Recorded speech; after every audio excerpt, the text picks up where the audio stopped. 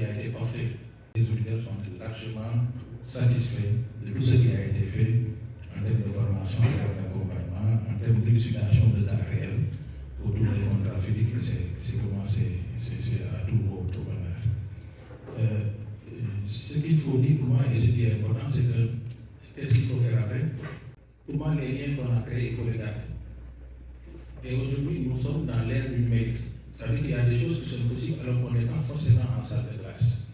Donc aujourd'hui, le défi, monsieur le représentant de la Banque mondiale, le défi est de créer un cadre virtuel qui permet de poursuivre cet effort de formation au bénéfice des auditeurs qui sont ici présents.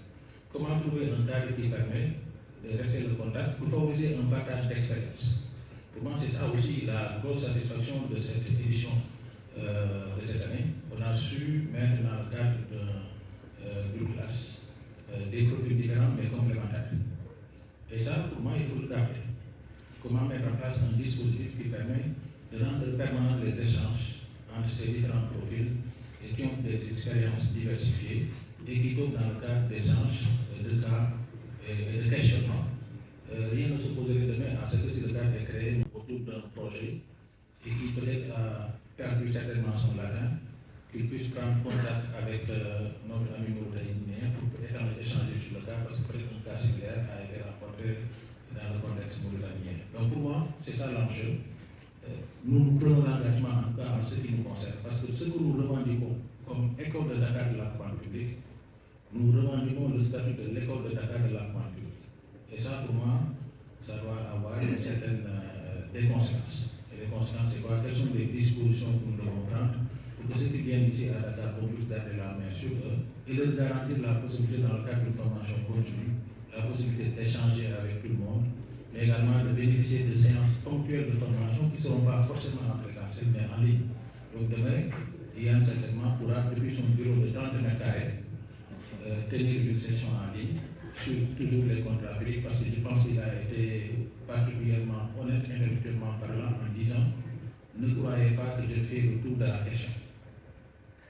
Il n'a pas su faire le tour de la question.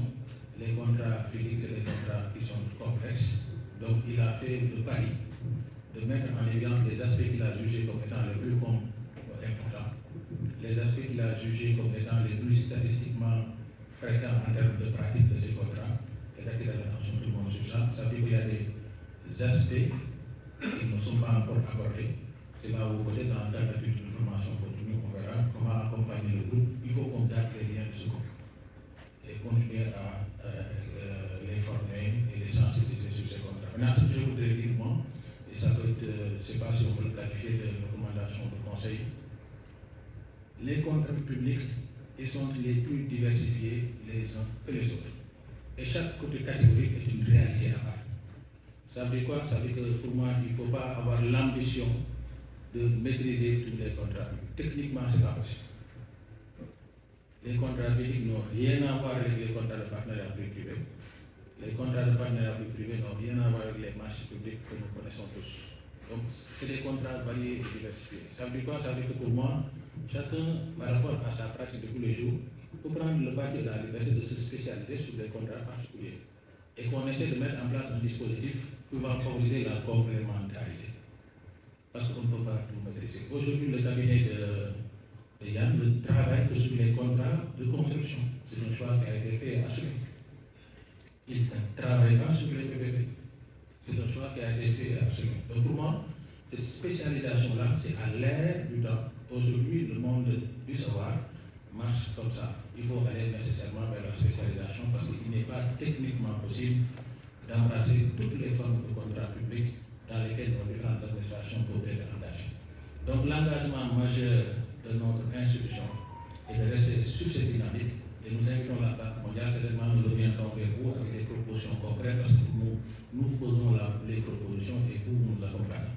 Nous allons vous faire les propositions qui nous permettront de maintenir les liens de ce groupe, de créer des situations de formation continue, parce que ça c'est une formation initiale, et il y a la question de la formation continue, comment sur des questions ponctuelles, M. Yann pourra, dans le cadre de séances de formation en ligne, peut-être aborder certaines thématiques qui n'ont pas été explorées